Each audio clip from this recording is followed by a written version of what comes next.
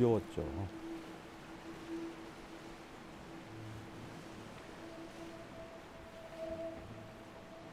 우리나라 사람은 60이라고 하는 예순이라고 하는 것도 하나의 말이고, 또 이제 되게 그 정도 나이가 되면 그 삶을 되돌아보고 지금서부터 이제 삶의 가을에서 겨울로 하여튼 철로 보면 그런 거잖아요. 이제 거두는 거예요.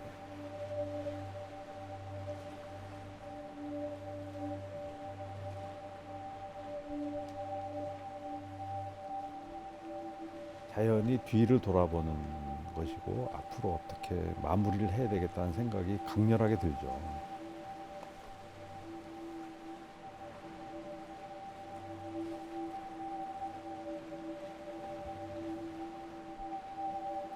뭐 이렇게 쭈삣거리게 되고 불안하고 어떤 자기가 정말 그거를 할 때에 대한 그 막연한 불안감, 그냥 가만히 있으면 그냥 가는 거예요. 그 관성에 의해서, 그 관성이라는 것도 다 상당히 많은 부분이 보장이 된 것이고, 그런데 사실은 사람은 그렇게만 살 수는 없는 거잖아요. 그러니까 누구나 사람한테는 뭐 이렇게 진짜 하고 싶은 게 있어요. 누구나 다 그런 얘기를 한다고요.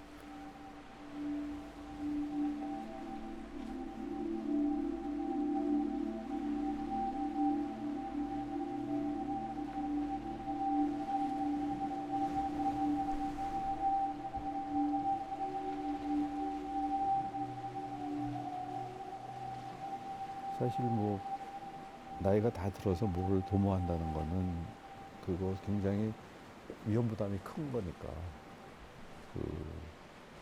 저한테 자꾸 다짐을 하는 거죠. 저한테 일종의 세뇌를 한다거나 저한테 자꾸 이렇게 반복해서 저를,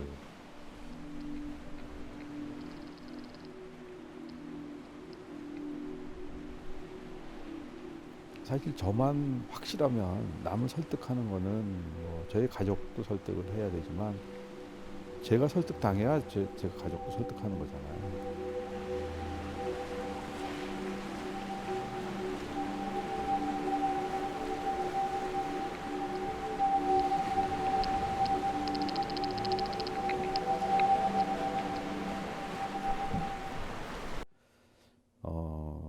이제 백척간두 진일보라는 말을 했는데, 백척간두라는 말이 이제 백척짜리 장대 위에서 그 한 발짝을 내딛는다.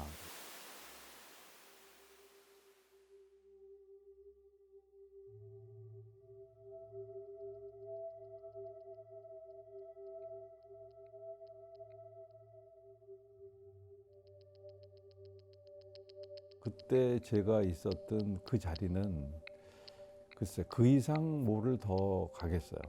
그냥 그걸로 저는 뭐 제가 제가 공부했던 어떤 그 모교에서 그 제가 하는 최고의 영예라고 저는 생각을 했고, 뭐 그 이상 뭐를 제가 원한다는 것 자체가 과분한 거고 과욕이라고 생각을 했었기 때문에 이제 거기에서 이제 한 발짝을 내딛는 거는 더 이상 갈 데가 없는 거예요, 사실은.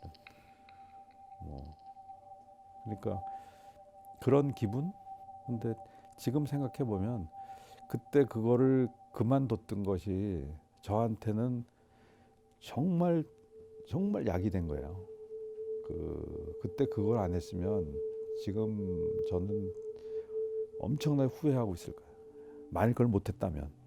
그러니까 그걸 그때 그걸 그만둔 게 저로서는 정말 다행스러운 거예요.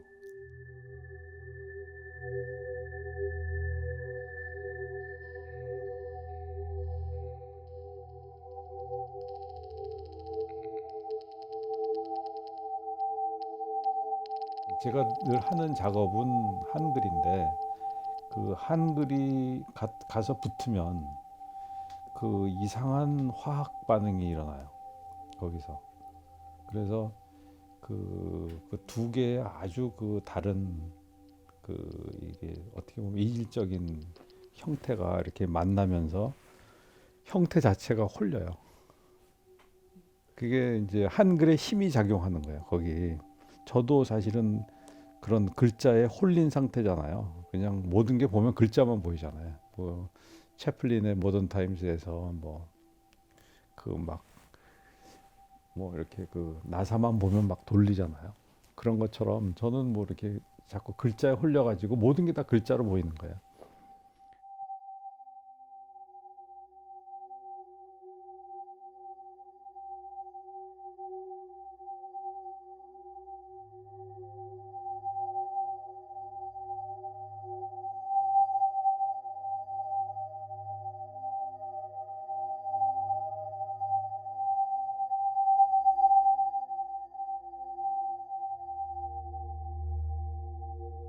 세종 임금은 뭐 그분도 젊은 시절을 살았을 것이고 뭐 같은 이렇게 사람이잖아요. 근데 유난히 이런 어떤 창의적인 생각으로 꽉 차 있었던 분 같아요. 근데 이제 그분이 글자를 디자인한다고 하는 거는 글자를 우리는 뭐 창제했다는 말을 쓰긴 하는데 실제로 그거를 가만히 따지고 보면 디자인해낸 거예요. 그러니까 글자가 없었던 건 아니잖아요. 그 디자인이 보통 디자인이 아니라 이건 유례가 없는 디자인이기 때문에 저는 이제 그걸 큰 디자인이라고 그래요. 이거는 점점 가면 갈수록 힘을 얻는, 그러니까 한 결의의 어떤 문화를 만들어낸 거고 한 결의를 살려낸 거예요. 그리고 이 온 세상에서 가장 합리적이고 글자의 극치를 만들어낸 거죠. 또 그 디자인은 그 당시로 친다면 지금 봐도 가장 현대적인 꼴을 이렇게 한자라고 하는 그러한 어마어마한 숲에서 전혀 다른 형태를 이렇게 창조해낸 거잖아요. 그러니까 한글 창제라고 하는 것은 그 당시 15세기까지만 하더라도 한자라고 하는 외길이었는데 한글이 만들어지면서 두 길이 만들어진 거죠. 그렇지만 한글이라고 하는 길은 단순하게 한자를 대신한 그 한글이 아니라 우리 말과 바로 일치하는 글의 길이 열렸다고 하는 측면에서 그 이전에 어떤 문자 체계하고도 다른 혁명적인 변화라고 할 수 있습니다.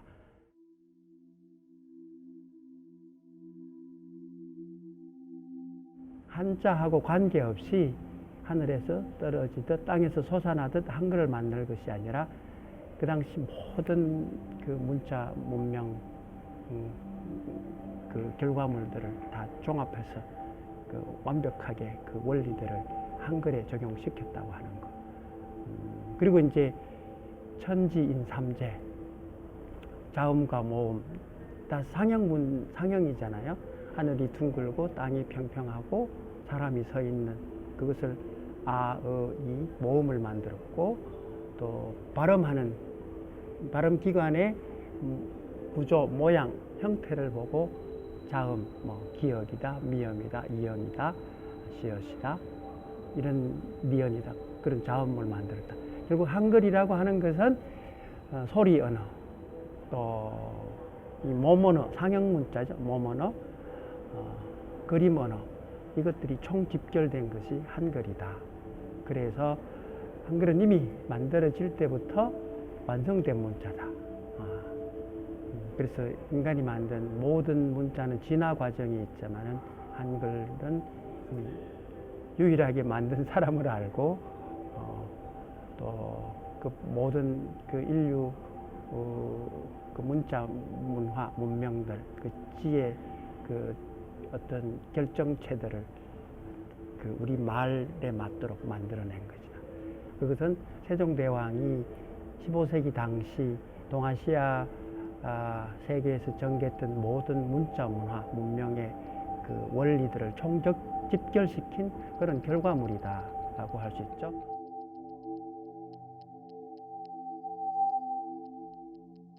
음악이든 건축이든 아니면 회화든 조각이든 그러니까 그런 미의 근본 그 요소들이 있잖아요. 그러니까 고저, 장단, 뭐 태세 이런 모든 그 어떤 기본 조형 그 요소들이 가장 이상적으로 질서가 그 잡힌 상태, 그게 전형이 만들어진 거잖아요. 한글은 그런 것이라는 거죠. 한글 조형의 힘이 저는 이제 바로 거기에 있다고 생각을 하는데, 한글은 가장 이렇게 인위적인 글자거든요. 그러니까 인류가 만들어낸 글자 중에서 그 의도적으로 디자인된 글자예요. 그렇기 때문에 그 한글 자체를 이렇게 딱 보면 아, 이거는 이 자체로 이미 디자인인 거죠. 그래서 거기에다가 어떤 그 형태를 아니면 어떤 도상을 갖다 이렇게 대입을 시키면은요, 그냥 한글화가 되는 거예요. 그래서 이제 세종이 디자이너라는 생각을 처음에는 못했죠. 그냥 훌륭한 성군이구나, 이렇게 큰 임금님이셨구나, 이런 식으로 저희는 이제 교육을 받았으니까 한글을 창제한. 그런데 이제 어느 순간 아, 그분은 내가 모셔야 할 이 땅의 가장 큰 디자이너였다는 생각이 어느 순간 이렇게 들어오는 거예요. 그러니까 사실은 그 순간이 안채를 만들었던 순간하고 거의 비슷한 시기예요. 제 디자이너의 어떤 삶 속에서 안채는 굉장히 중요한 분기점이 되거든요. 저한테는요.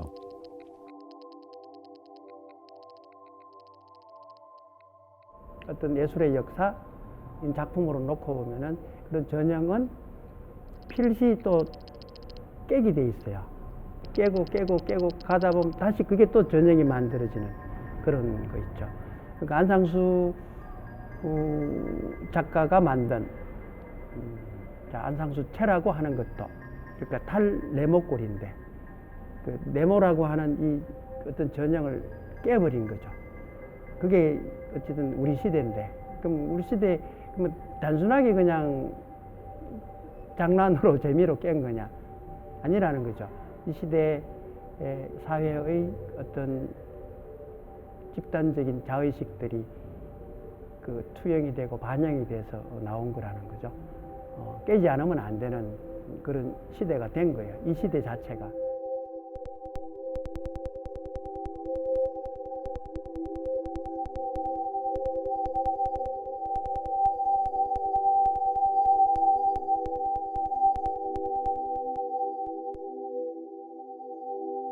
지금 우리는 동아시아에서는 서화 미술, 그 시서화, 서화 동원 이런 얘기를 하듯이 늘 서가 그 모든 예술 장르의 중심에서 있었고 제일 앞장서 있었고, 문자라고 하는 것 자체가, 문자를 소재로 다루는 이 서 자체가 문자가 조형만이 아니라 내용과 조형이 하나가 서잖아요. 그러니까 서는 이런 그 시와 미술, 그림, 이게 하나가 섭니다. 그걸 정확하게 인식을 해야 되는데 우리는 그 20세기 그 일제강점기 때 서는 미술이 아니다. 그래서 예술도 아니다. 그래서 전통 서화가 미술로 분리되면서 서는 아예 정규 교과에서 제외돼 버렸고, 동양화라고 하면서 그냥 서양화에 그냥 조금 그 분류가 돼서 그냥 제도 교육에서 공부가 된 거고, 서는 아예 제도 교육에서 없어져 버렸죠. 그러니까 이미 우리는 서 언어를 상실해 버렸어요. 근 100년 동안. 디자인이라는 것이 외국에 수입된 거잖아요. 그리고 모든 것이 이를테면 뉴욕이나 뭐 런던이나 베를린이나 파리나 밀라노나 이런 데가 거기가 디자인의 중심지고, 우리는 일본을 통해서 아니면 다른 나라를 통해서 들어온 어디 저 이렇게 시골의 한 변두리의 어떤 디자인 공부를 거기서 하고 거기서 활동하는 이러한 것. 그래서 뭐 공부를 하려면 유학을 가야 되는 것이고, 이런 자격지심 같은 게 저한테 있었거든요. 그거가 그러니까 세종이 저를 구해준 거예요. 그러니까 여기가 이 땅이 원래 그러한 큰 디자인의 전통이 있었던 땅이었던 거예요. 내가 살고 있는 땅이 변방이 아니라.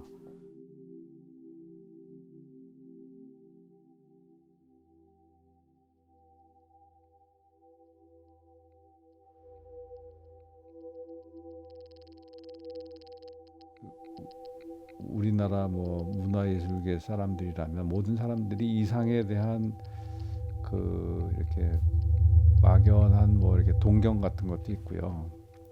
또 늘 새로운 것 같아요. 이렇게 그분의 시가 이렇게 시대를 초월하는 듯한 느낌.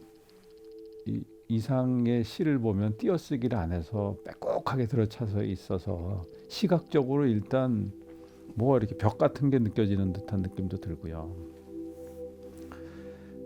그런데 그 이상은 이 활자라는 거를 아예 시를 쓸 때부터 인식을 했던 사람이라고 저는 느꼈거든요. 그러니까 그 사람의 원고를 보면 그러니까 활자에서 쓰는 뭐 그 약물 같은 것도 그냥 박혀 있고요. 그냥 그걸 그렸어요, 이분이. 그리고 실제로 이분은 건축을 공부했고 또 글씨를 써요. 그래갖고 조선과 건축이라고 하는 그 잡지의 그 제호 활자를 응모를 해서 거기 상을 받아갖고 그걸 만들고 표지 디자인도 하고요. 자기가 쓴 소설의 사파도 그리고 실제로 그 사람은 자기 친구 책을 디자인해 주기도 하고 그러니까 디자이너예요, 이분도. 그래서 이분을 보는 관점이 여러 개가 있는데 그러니까 뭐 건축가는 건축가로 봐요. 시인들은 시인으로 보고 저는 제 눈에는 이분이 타이포그래퍼로 보이는 거예요. 활자로 유희를 하는 거예요, 이분이. 그리고 실제로 활자 얘기를 굉장히 많이 하고요. 거울 얘기를 많이 해요. 그러니까 그 역도됐다는 거가 이렇게 활자는 거꾸로 박혀 있거든요. 찍히면 이제 바로 나오는 거잖아요. 그러니까 이분은 아주 거꾸로 된 그런 것, 그 거울과 활자 뭐 이런 걸 통해서 실제로 활자를 굉장히 인식을 하면서 시를 써요. 그러니까 그런 눈으로 보면 그분이 이렇게 표현한 굉장히 약간 난해하게 느껴지는 그런 도상들이 실제로는 타이포그래피적인 유희예요. 이를테면 세종 임금이 글자를 한글이라는 거를 이렇게 디자인했다면 이분은 글자를 가지고 이렇게 정말 유희하는 거예요. 노는 거예요. 그러니까 시인의 어떤 그런 천부적인 감각으로 글자를 이렇게 글자 놀이를 하는 거죠. 그 글자 놀이라고 하는 관점으로 그분의 시를 보면은요 더 재미있게 들어와요. 그리고 아주 이렇게 극단적인 실험 같은 것도 이게 활자적인 놀이구나. 그 활자적인 놀이의 어떤 관점에서 이렇게 보면 이상의 시가 또 굉장히 즐겁게 보이기도 하고요. 그래서 저는 그렇게 이제 제가 그분을 이제 생각했어요. 우리나라 현대 타이포그래피의 어떤 개척자?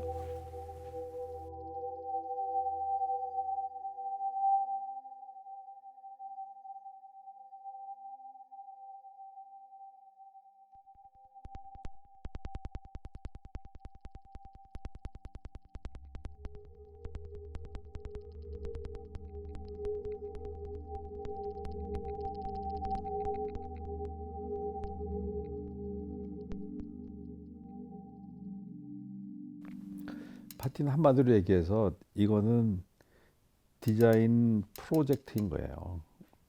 그러니까 학교를 디자인하는 사업이에요.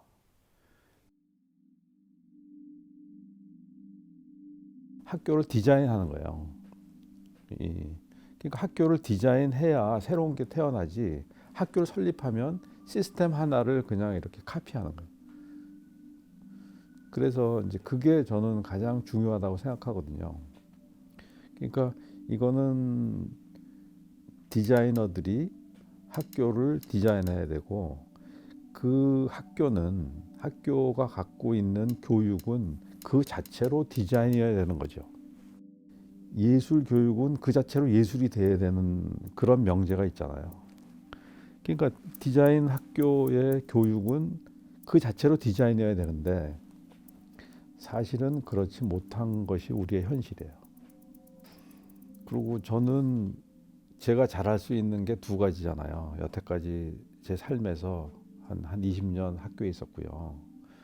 한 20년 그냥 현장 디자이너로 있었잖아요.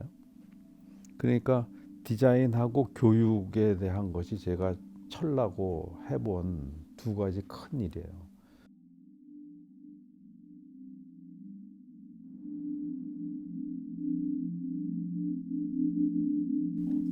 사업이라는 원래 뜻은요, 그냥 이렇게 돈 버는 비즈니스가 아니라 하늘이 해야 될 일을 사람이 대신하는 게 사업인 거예요. 그건 주역에 나오는 말이에요. 그러니까 그 사업이란 말은 저는 아주 이렇게 참 이게 무겁고 귀중한 말이라고 생각하거든요.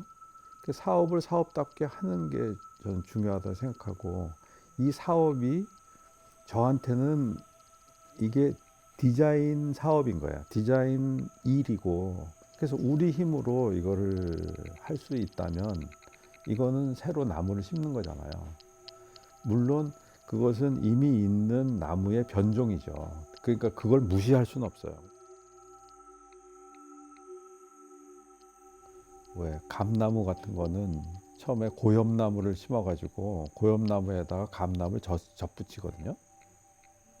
그러니까 고엽나무라고 하는 것이 이렇게 뿌리를 내리고 이렇게 아주 튼튼하게 자라니까, 그렇듯이 저는 뭐 비유컨대 하여튼 고엽나무가 될지 모르겠어요.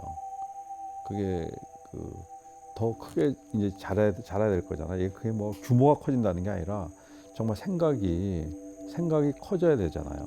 이게 그러면 그런 시기는 반드시 올 거고요.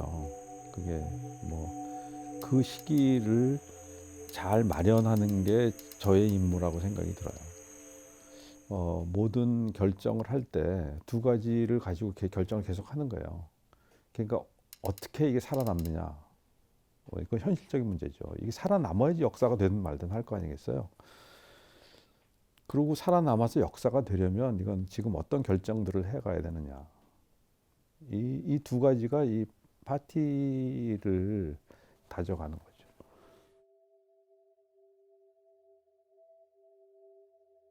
저는 지금 디자이너로서, 제가 살아왔던 디자이너로서 디자인을 하고 있는 거예요. 대상이 바뀐 거예요. 대상이 가장 중요한 어떤, 저한테는 가장 의미가 있는 대상으로 바뀌었을 뿐이죠. 그게 학교로. 저기 도리부런이라는 말인데, 그러니까 복숭아꽃, 오약꽃은 꽃이 아름답더라도 말이 없다. 그런데 그 아래는 사람들이 저절로 모여서 저절로 길이 난다. 이게 그 다음 구절이에요. 이게 저 말이. 도리부런이라고 하는 사자성어를 좋아하는데, 그러니까 파티가 그렇게 됐으면 좋겠어요. 그러니까 파티는 말이 없는 거예요. 말이 없는데 그 향기가 퍼져서 그 아래 사람들이, 좋은 사람들이 저절로 모여서 저절로 길이 나는 거예요. 아까 얘기했듯이 역사의 길이 나는 거죠. 그게 저 도리부런이라는 말이에요.